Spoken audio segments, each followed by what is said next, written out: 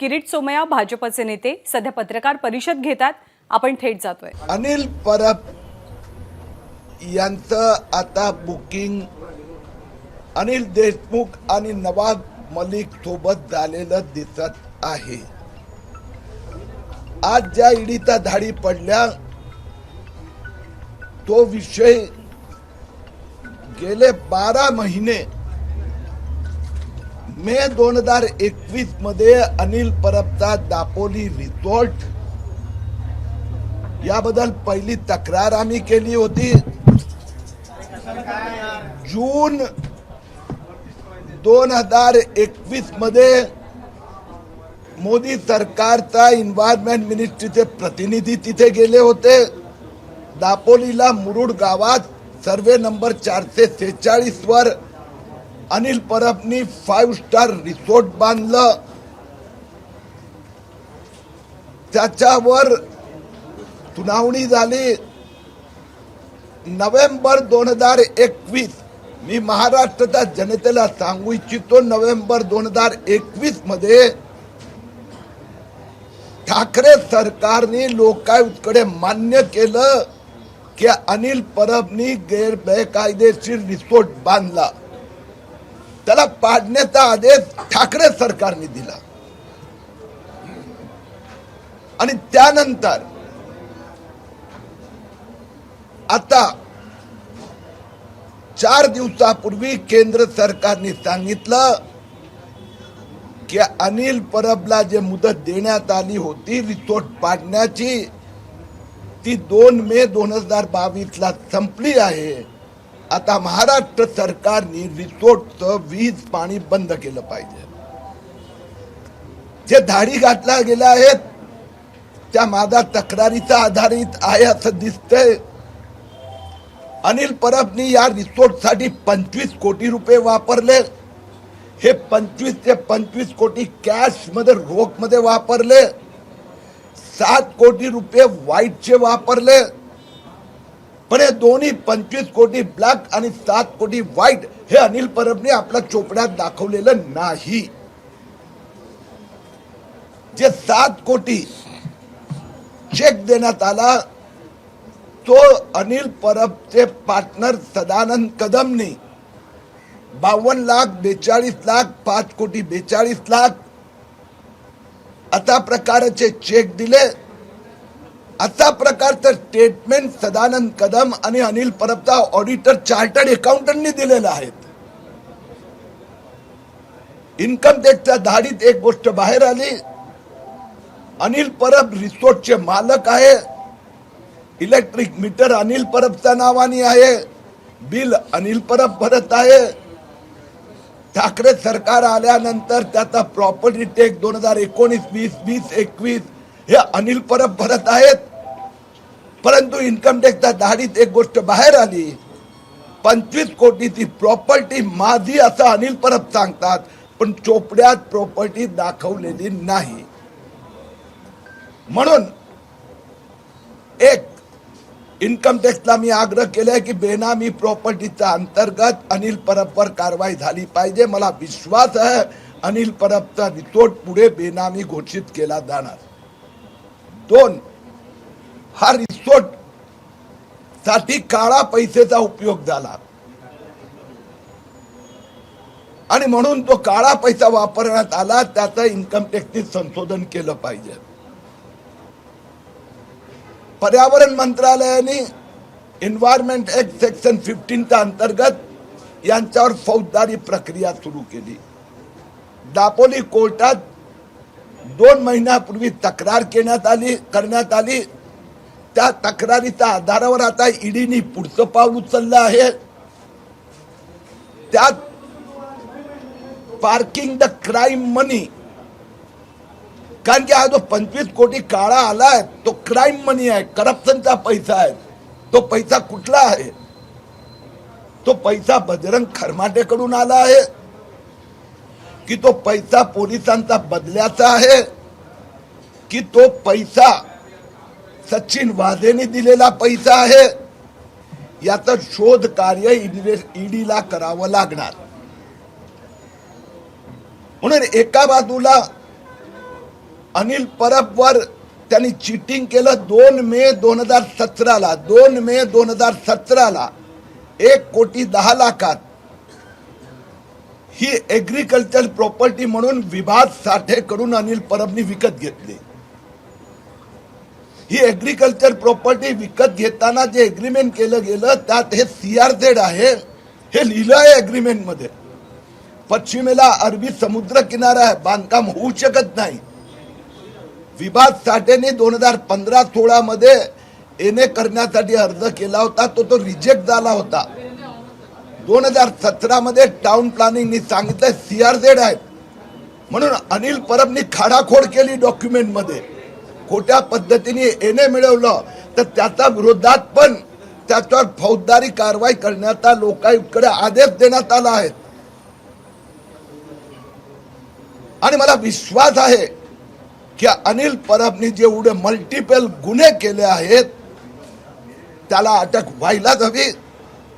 Forgery, fraud, cheating, कनायवन, बेनामी property, involve in crime, getting corruption money, parking the scam money in properties. And सगळ्यात मोठं रत्नागिरीचे पालकमंत्री अनिल परब, उद्धव ठाकरे साहेब, Covid मध्ये तुम्ही आणि तुमचा माफिया सेनेनी कोविड मध्ये कमायच केली. उद्धव ठाकरेंना एवढं ऐकायला येत नाही का की अनिल परबनी रिसोर्ट बांधण्यासाठी 3 फेज पॉवर कनेक्शन 23 मार्च 2020 ला घेतलं. ज्या दिवशी प्रधानमंत्रींनी 100% लॉकडाऊन घोषित केलं त्या दिवशी तुमचं विजय मंत्रालय त्याला 3 फेज रिसोर्ट बांधायला कनेक्शन देतात. जे गुगल मॅप आले, सॅटेलाइट मॅप, त्यात स्पष्ट लिहिलं आहे रिसोर्टचं मेजर बांधकाम 23 मार्च 2020 ते 21 मार्च 2021 दरम्यान झाला. ज्यावेळी महाराष्ट्र 100% लॉकडाऊन मध्ये होतं त्यावेळी पालकमंत्री रत्नागिरीचे अनिल परब तिथे 7 स्टार रिसोर्ट बांधत होते. आणि मला खात्री आहे की अनिल परबची अटक होणार. वेगवेगळ्या गुन्ह्याखाली हा डिपार्टमेंट नाही तर तो डिपार्टमेंट नाही तर तो डिपार्टमेंट. मग CBI पासून CBI यासाठी की पोलीस अफरातफरी ट्रान्सफरचा पैसा, NIA यासाठी की सचिन वाझे आणि अनिल परबचे संबंध, लोकल पोलीस यासाठी एने करताना फ्रॉड फोर्जरी केली, महाराष्ट्र पोलीस यासाठी की त्यांनी इलिगली CRZ मध्ये रिसोर्ट बांधलं, आणि एंटी करप्शन यासाठी की करप्शनचा पैसा, आणि ED यासाठी की त्यांनी क्राईम मनीचा वापर केला. असा 6 एजन्सी तर्फे अनिल परबवर फौजदारी प्रक्रिया व्हायला हवी आणि होणार. हिंदी में थोड़ा बताता हूं.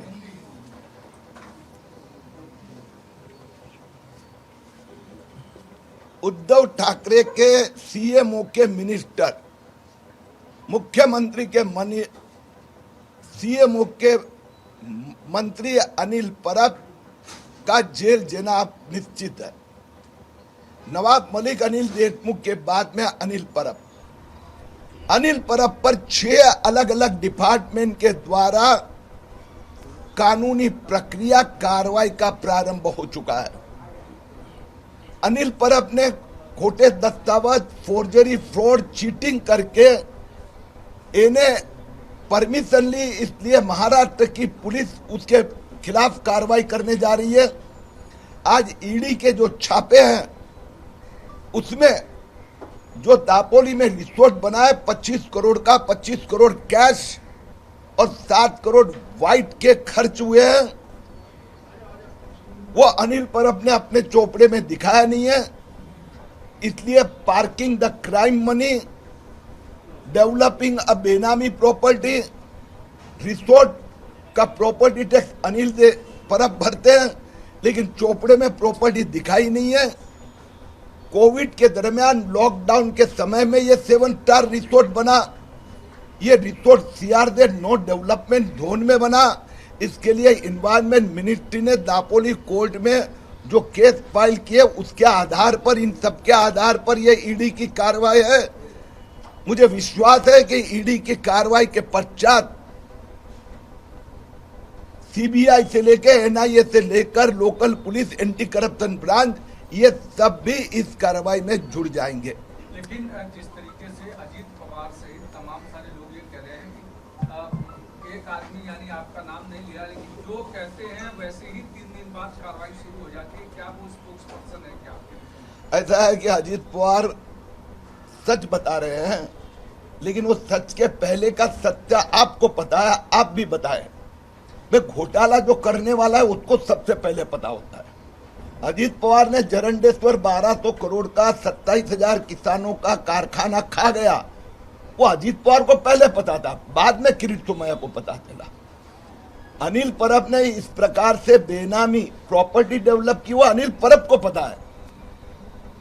वो गुना ढूंढ के निकालकर उसके पीछे कार्रवाई कराने का काम किरीट सोमैया करती है, उसकी महाराष्ट्र की जनता सराहना करती है। यानी घोटाले करने वाले उद्धव ठाकरे, 7 करोड़ की मनी लॉन्ड्रिंग की एंट्री नंदकिशोर चतुर्वेदी से लेने वाला आदित्य ठाकरे, 25 करोड़ का रिसोर्ट गैर कानूनी पद्धति से बांधने वाला अनिल पर आपको पहला पता है। अजीत पवार को पता है कि ये रिसोर्ट बोगस 4 डॉक्यूमेंट किया, नो डेवलपमेंट जोन में बना, इसीलिए ठाकरे सरकार ने इस रिसोर्ट को गिराने का आदेश दिया है। ये अजीत पवार को पता है, लेकिन पता होने के बाद में कार्रवाई नहीं करती है, इसके लिए किरीट सोमैया पीछे पड़ा है। Mr. Kirit Somaiya, one bite in English as well. 7 places have been raided today by the ED. Specific action against Maharashtra Minister Anil Parab. How do you see this? Actually, everybody knows it. Anil Parab bought this land in May 2017 as an agricultural land. In a forged manner, he tried to got permission. In June 2021, when the government of India's environment ministry team visited and declared that it is in CRZ, the government of India, the government of Maharashtra has ordered demolition of the same. But during the raids of income tax, and as per my complaint, now ED has entered because crime money has been used to develop this Benami property. The property is Benami. Anil Parab is paying the property tax, but it is not reflected in his books of account. The construction cost is paid by Sadanand Kadam, which his chartered accountant has declared 25 crores spent in cash. So now ED is likely to initiate parking the scam money, using the crime money. Income tax may go further to declare it is a Benami property. Environment Ministry has already filed a criminal case against Anil Parab in the Apolli court last month. So the court will proceed for crime, and using the forged document, the government of Maharashtra had to initiate criminal proceedings against Anil Parab. Okay? Sir, आमच्याकडे सुद्धा भारतीय जनता पार्टीच्या नेत्यांविरोधात सबळ पुरावे आहेत आणि आम्हीही त्याला सामोरे जाऊ आणि त्याचबरोबर लोक कुठे जिथून आम्हाला कुठे फोन गेले याचं सुद्धा उत्तर द्या, असं देखील संजय राऊतांनी एक प्रश्न हे तुम्ही विचारताय ते उद्धव ठाकरे विचारतात? नाही हा प्रश्न कुणाचा आहे? संजय राऊत यांनी केलेले आरोप अच्छा, आता संजय राऊत आता बोलले का? सकाळी बोलले. हा, मग म्हणून त्याला उत्तर देतो की आजच संजय राऊतच्या विरोधात मेधात सोमय्याचा डिफेमेशन कोर्ट केसची हिअरिंग सिवडी कोर्टात झाली. मेधात सोमय्याचं स्टेटमेंट रजिस्टर्ड झाला. संजय राऊतची तो बोलती बंद आहेत. 100 कोटी शौचालय घोटाळ्याचे 100 पैशाचे कागदपत्र देऊ शकले नाही, आणि त्यांनी लिहिलं कंप्लेंट आणि स्टेटमेंट दिलं होतं, आपण सगळ्यांनी दिलं होतं. CRZ व्हायोलेशन केलं. एन्व्हायरमेंट मंत्र्यांनी, पर्यावरण मंत्रालयाने आदित्य ठाकरेला रिपोर्ट दिलाय की याचा काही व्हायोलेशन नाही, याचा काही संबंधच नाहीये. म्हणून संजय राऊत आणि उद्धव ठाकरेंना महाराष्ट्र जनताला लुटायचं, त्यांच्या मंत्र्याचे घोटाळे पकडले गेले की अशा प्रकारचे स्टेटमेंट करण्याची सवय झालेली आहे. महाराष्ट्र लोकांना आता ऐकण्याची सवय झालेली आहे. संजय राऊत इथपर्यंत आहेत. अनिल परब, अनिल देशमुख, नवाब मलिक, स्वतःची 14 कोटीची प्रॉपर्टी, त्यानंतर हायकोर्ट, सुप्रीम कोर्ट आणि ठाकरे सरकारला किती तमाचे मारले आहेत, म्हणून त्यांच्यावर प्रतिक्रिया देण्याची गरजच नाही. सर्वसामान्य माणसाने बांधलं CRZ मध्ये तर गव्हर्नमेंट कारवाई करतं. पण अनिल परब मंत्री आहेत आणि त्यांनी CRZ व्हायोलेशन केलं, तर तुम्हाला असं वाटतं का की पर्यावरण मंत्री आदित्य ठाकरे पण याच्यात दोषी आहेत आणि इन्व्हॉल्ड आहेत? मी माहिती देऊ इच्छितो. उद्धव ठाकरे, आदित्य ठाकरे, अनिल परब आणि मंत्रालयाचे उच्च अधिकारी यांची बैठक 2021च्या शेवटच्या नोव्हेंबर महिन्यात झाली होती. त्यावेळी त्यांना रिपोर्ट दिला गेला की CRZ नो डेव्हलपमेंट झोन मध्ये आहे, व्हायोलेशन आहेत. नितीन करेंनी लोकायुक्त हिअरिंग मध्ये एफिडेव्हिट फाईल केला की फोर्जरी करून परमिशन घेतली आहेत. हे तर उद्धव ठाकरे माफिया सेनेचे सरदार आहे. लुटारू का सरदार तो डाकू होता है आणि म्हणून ते त्यांच्या बाकी सरदारला वाचवायचा प्रयत्न करतायत. पण मी तर उद्धव ठाकरेचा पत्नी रश्मी ठाकरेच्या 19 बंगल्याचा घोटाळ्यात उद्धव ठाकरे एक शब्द बोलत नाही. त्या अनिल परबला काय वाचवणार? ओके, शिवसेनेला अडचणीत आणण्यासाठी किंवा महाविकास आघाडीला पाडण्यासाठी अशा प्रकारच्या कारवाया केल्या जातात. अरे यार, तुम्हाला हसायला येणार. तुम्ही प्रश्न विचारतायत ना, तुमचे दर्शक तुमच्यावर हसतात. तर कोणी चोरी केली, लबाडी केली, मनसुख हिरणची हत्या केली, बेकायदा रिसोर्ट कोविडमध्ये बांधला, तर याला शिवसेनेमध्ये अडचणीत आणण्याचा प्रश्न कुठे आला?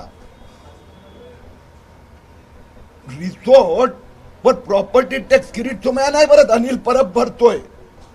त्याची व्हॅल्युएशन 25 कोटी आहे. 2017 मध्ये त्यांनी घेतला तर शेती जमीन होती ना. त्यांनी 2021 मार्च मध्ये सदानंद कदमचा नावाने ट्रान्सफर केला. तो 1 कोटी मध्ये ऍग्रिकल्चर लँड म्हणून केला. म्हणून लोक हसतात तुमच्यावर म्हणजे जे आता प्रश्न शिवसेनेचे नेते विचारतायत की आता एवढं लूटमार करतात ते माफिया आणि एका पाठोपाठ एक आता जेलमध्ये जायला निघाले आहेत. आनंद सूट 6 महिने हॉस्पिटलमध्ये आहेत. 980 कोटी रुपये सिटी बँकेचे कोणी लुटले? भावना गवणीने 100 कोटीचा घोटाळा केला. तिचा मित्र पार्टनर जेलमध्ये आहे 6 महिने. संजय राऊतची 14.25 कोटीची प्रॉपर्टी जप्त झाली आहे. प्रताप सरनाईकची 35 कोटीची प्रॉपर्टी जप्त झाली आहे. म्हणून शिवसेना म्हणजे माफिया गुंड लुटारूंची सेना. ओके, नेक्स्ट नंबर कोणाचा आहे? अवघड प्रश्न विचारतात. कारण काय झालं, माझ्या माहितीप्रमाणे हसन मुश्रीफच्या संबंधात पण ईडी कडे कंप्लेंट रजिस्टर झालेली आहे. हसन मुश्रीफचे 158 कोटीचं मनी लॉन्ड्रिंग घोटाळ्यावर चौकशी सुरू आहे. हसन मुश्रीफवर इन्कम टॅक्सनी 92 कोटीची बेनामी प्रॉपर्टीची नोटीस दिली आहे. म्हणजे हा एक झाला, एक नंबर नाही, एक. त्यानंतर पाटणकर. तर पाटणकर म्हणजे उद्धव ठाकरे परिवार. उद्धव ठाकरेचा सख्खा साला मेवणा रश्मी ठाकरेचा भाव श्रीधर पाटणकरचे 13 फ्लॅट ईडीने जप्त केले आहेत. त्याचा मनी लॉन्ड्रिंग हवाला ऑपरेटरशी संबंध हे सिद्ध झालेले आहेत. यशवंत जाधव उद्या कंपनी मंत्रालयाकडून आज उद्यामध्ये त्याच्या विरोधात चीटिंग फ्रॉडची केस रजिस्टर्ड होत आहे. यशवंत जाधवनी करोडो रुपये भ्रष्टाचाराचे बिमल अग्रवालचा जो कॉन्ट्रॅक्टर ब्लू आपला कोणतं जॅकेटवाला बुलेट प्रूफ जॅकेटवाला त्याच्यावर पार्टनरशिप करून करोडो रुपये दुबईला मिडल ईस्टला पाठवले आहेत. त्याच्यावर ईडीने ऑलरेडी चौकशी सुरू केलेली आहे. आणि आदित्य ठाकरेंनी नंदकिशोर चतुर्वेदी सोबत 7 कोटी रुपयाचे मनी लॉन्ड्रिंगचा व्यवहार म्हणून या 4 बदलता ऑलरेडी चौकशा सुरू आहे. यशवंत जाधव, श्रीधर पाटणकर, आदित्य ठाकरे आणि चौथा कोण सांगितलं मी? हसन मुश्रीफ. आज चौघांमध्ये पहिला कोण? आता ते तर ज्याची तयारी जास्त झाली असेल तो पहिला यशवंत जाधव असू शकतो. चला, ईडी एंटिलिया केस को क्यों नहीं ले रही है, जब उसमें काफी ये बात सामने आई है कि सचिन वजे ने काफी पैसे भी लिए थे, मनी काउंटिंग मशीन भी मिला था, प्रदीप शर्मा का मनी ट्रांसफर भी हुआ था. How do you comment ED Antilia case में एंट्री क्यों नहीं ले रही है? see, ED is doing handling several cases. It is the first time in India we got a mafia government in Maharashtra. So this mafia sarkar, all leaders and all ministers are involved in mafiagiri. And that's why the ED Mumbai is seemed to be overloaded. Because more than 1.5 dozen ministers, leaders, properties have been attacked. तो it may be short of human supply. माफी अगर ये सवाल पहले हो गए तो मुझे बताया करेगा। अजीत पवार ने पूछा है एक तरह से कि आपके पास पहले जानकारी कैसे आ जाती रेड पर? अजीत पवार की बीवी ने भेजा या उसके साले ने भेजा? जरंडेश्वर साकर कारखाना 1200 करोड़ 27,000 किसानों का, मेरे पास जानकारी पहली आई या आपके पास, वो अलग बात है। एक मिनट, लेकिन अजीत पवार को ये तो पता है ना कि उसने लूटा है, तो लुटारू को पहले पता होता है। उद्धव ठाकरे को पहले पता है कि उसने 19 बंगलों का धोखा घोटाला किया। अभी उसके बाद में मेरे पास उद्धव ठाकरे के साले का साला अगर जानकारी देता है तो उद्धव ठाकरे उसको कहे, मुझे क्यों कहते हैं? तो मेरे पास इंफॉर्मेशन पहले आ जाती है, मैं उसको फॉलो अप करता हूं। मैं आज मेरे 27 केसेस चल रहे हैं, पिटीशन मेरे द्वारा किए हुए 6 petition in high court, already 4 are filed. Anil Parab की पिटीशन भी फाइल हो रही है। और उन्हें एक मिनट तो नहीं, सवाल का बरोबर जवाब दे रहा हूं। एक मिनट सुनो, एक मिनट सुनो, अरे जवाब सुनो यार। लोकायुक्त के पास मेरी 11 पिटीशन चल रही है, तो ये अजीत पवार और ईडी जो बोले सब कमीशन पिटीशन मेरी चल रही है, और उनके अर्थ में, उनके फॉलोअप में एक्शन हो रही है। अनिल परब के खिलाफ आपने 10 बार मेरी जानकारी दी होगी, लोकायुक्त के पिटीशन उसके, तो वो अजीत पवार और संजय राउत इशू डाइवर्ट करना चाहते हैं। आप नहीं सुनो यार, अनिल परब के बारे में आप लोगों ने सवाल अलग है, आप जवाब अलग दे रहे हैं। सवाल फिर से पूछेगा आपसे, नहीं सवाल फिर से पूछेगा।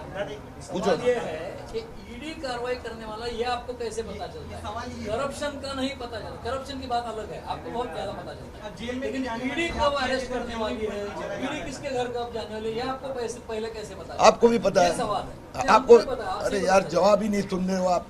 बोलिए, सुनते आपको भी पता है, क्योंकि आप बात नहीं दे रहे हो, खबरें दे रहे हो। तो जब हम केसेस फाइल करते हैं तो वहां हियरिंग के दरमियान ये कमिटमेंट आती है, तो कमिटमेंट आती है, तो मैं इसमें डेडिकेटेड हूं, तो मैं तुरंत रिफ्लेक्ट कर सकता हूं। अभी जब कोर्ट में, दापोली कोर्ट में अनिल परब के खिलाफ क्रिमिनल कंप्लेंट फाइल हुई, उस कंप्लेंट आप पढ़ो, उसमें लिखा है कि फोर्जरी किए, फ्रॉड किए, चीटिंग किए, ये गवर्नमेंट ऑफ इंडिया ने लिखा है। तो इट इज फेट ए कंपनी के कभी ना कभी अनिल परब को जेल में जाना है। इनकम टैक्स की रेड पड़ी, आपके चैनल ने खबर दी कि सदानंद कदम के ऑडिटर ने राइटिंग में स्टेटमेंट दिया कि 7 करोड़ सदानंद कदम के अकाउंट से गए, और अनिल परब के रिपोर्ट स्टेटमेंट में 0 रुपीज दिखाई है, तो जेल में जाना ही पड़ेगा। बात रही कि भाई ईडी हो, इनकम टैक्स हो, उससे फिर तुम्हें रिगरसली फॉलोअप करता है, उनको यह है कि उनको जेल में जाना पड़ रहा है, वो उनका प्रश्न है। महाराष्ट्र की देख लो, आपने प्रश्न पूछा, जवाब दे दिया, अभी आगे बढ़े। महाराष्ट्र की जनता को कौन पहले बताता है, कौन बाद में बताता है, वो आपकी टीवी चैनल के लिए गिमिक है। महाराष्ट्र की जनता को अजीत पवार ने लूटा, अनिल परब ने लूटा, वो जेल में जा रहा है, उसका आनंद है। आगे बढ़े।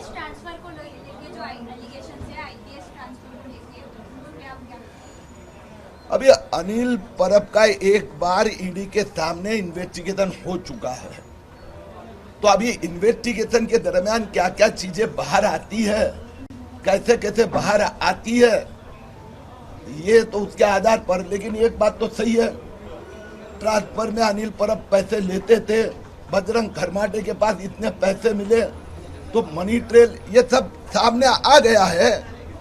और इसके लिए कुछ नेता इश्यू को डाइवर्ट करने का प्रयत्न करते हैं कि किरीट सोमैया को पहले पता कैसे चलते। मैं कहता हूं भैया चुप बैठ, ये कहना कि उसने किया वो गलत है कि नहीं है ना, तो पहले उसको जेल में भेज। सब बनने की बात हैरान नहीं करती है कि ईडी को कोई एक्शन ही नहीं हुआ है सचिन वजई, मनोज शर्मा के खिलाफ, जबकि इतना ओपन सामने आया है, सारी जनता को पता है।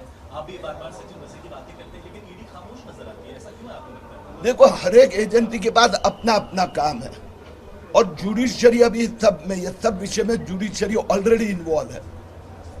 तो किसी को लगता है, तो it's many time it depend upon judiciary कि कौन सा पक्ष ज्यादा इंपॉर्टेंट जुडिशरी को लगता है, उस आधार पर जाता है। ओके,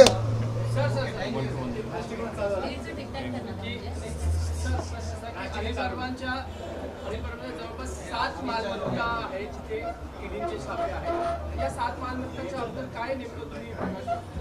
मी एवढंच सांगणार की रिसोर्टचा विषय मी व्यवस्थित उचलला होता. त्यानंतर अनिल परबचा केबल मधली इन्कम, संजय कदम, सदानंद कदम बरोबरची पार्टनरशिप, अनिल परब मंत्री असताना दर महिन्याला त्याला केबल कन्सल्टन्सी फीस 15 लाख रुपये मिळते. त्याचे बाकी सगळे जे गोष्ट आहेत, आता हळूहळू तो 7 आहे की 707 आहे बाहेर येणार. तर अनिल परब यांची अटक आणि त्यांचं तुरुंगामध्ये जाणं हे निश्चित असल्याचं किरीट सोमय्या म्हणतात. 25 कोटी रुपयांची अफरातफर किंवा 25 कोटी रुपयांचा गैरव्यवहार रिसॉर्ट प्रकरणामध्ये झाल्याचा आरोप किरीट सोमय्यांनी केलाय. एबीपी माझा, उघडा डोळे बघा नीट.